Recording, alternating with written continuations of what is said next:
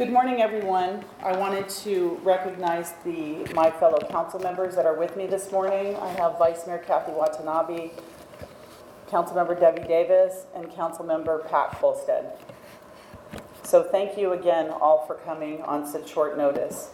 First of all, I want to say on behalf of the City of Santa Clara, I commend Councilmember Dominic Caserta for making the right decision to resign from office today. His actions have had a terrible stain on our City of Santa Clara, and now we as a city can begin the process to move forward. As mayor, I believe our City Council acted quickly and responsibly in this situation. Next Tuesday, May 22nd, we will begin the process looking at our options for filling this now vacant City Council seat. As a mother with children the same age as Councilmember Caserta's alleged victims, let me tell you, I feel sorry for what you may have experienced. But I also commend you for your courage. It's not easy for anyone, especially young adults or minors, to stand up to people in positions of power. But many of you did stand up, and for that, our community applauds your bravery. Thank you very much for joining us this morning, and we will begin our process of healing and moving ahead in Santa Clara. So I'm available for any questions. Council is going to try to, was there any way the council could have removed him had he not resigned? Our actions this evening would be, if he had not resigned, would be to talk about his violation of our city code of ethics, and we were looking at admonishing him and potentially censuring him and asking him voluntarily to step down. We have no power to remove him from office. In his letter of resignation, he still maintains that the allegations against him are false and that he expects to be fully exonerated after an investigation is complete. Is there any concern that there may have been a rush to judgment and that perhaps we should have allowed the investigative process to unfold? Well, those who made allegations against Councilmember Caserta did so voluntarily on their own. As a council, we were looking at this evening, as I mentioned earlier, looking at his violation of our city's code of ethics and conduct and looking at what we could do as a city council, which would be to admonish him and censure him. Any other legal or criminal issues would be referred to the district attorney's office. Our council would not deal with those issues. What would be the violation of the code of ethics? Acting morally and responsibly as a council member with above ethics. So it's a whole list.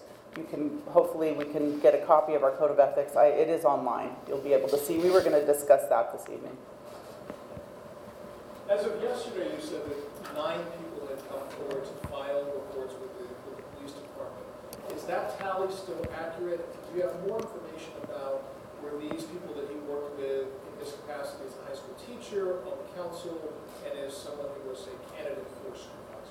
Our council is not privy to that information. That would be a question for our police chief in terms of how many complaints have come forward so far. As far as I know, it's still 9, but I haven't checked this morning. So that would be up to the police chief, police department, and the district attorney's office to follow through on any of those complaints and the nature of those complaints. Mayor, you said yesterday that you think that some of these incidents go back 10, 15, maybe 20 years. How is it that the council could function and on the city government and be a teacher in the community without this coming forward or coming out sooner? Well, I can only speak about his position as a city council member. Any of those comments or allegations about his position as a high school teacher would have to be directed to the Unified School District.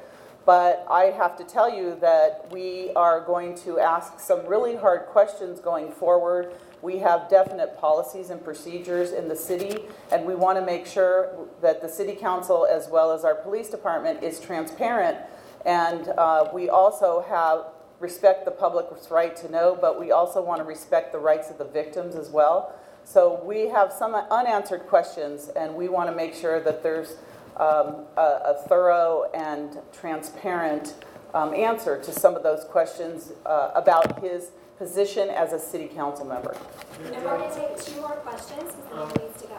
Mayor Gillmor, I know that this involves one city council member, the allegations, but to what extent does this cast a pall on the whole council? That was our concern. That's a really good question. That was our concern and the reason we act quickly and swiftly and responsibly on this issue. And the reason that tonight, even though Councilmember Caserta has resigned, we're still going to go ahead and look at adopting our censure policy. We've never needed this in the past, and apparently we are going to make sure it's in place in the event this happens again. We'll have something in place for the future. The last question, please. With the city code the way it is, and with the city code of ethics the way that it is, and the allegations and the accusations occurring for the better part of 2 decades, what would the city council, or what could the city council have done to look into this? Okay, so the allegations have come from various sources, and anything that has come from the source of the city, we will fully discuss and look into our policies and procedures. I'm not really sure of the question, so I'm going to actually move to another question because the city did everything we could the minute we found out about any of these types of allegations. We acted quickly and swiftly and responsibly. Can you talk a little bit about your option for filling that seat, your initial offer? So thank you. We will this evening talk about at least referring to our city attorney and our city clerk to bring back next Tuesday the options for filling the city council seat.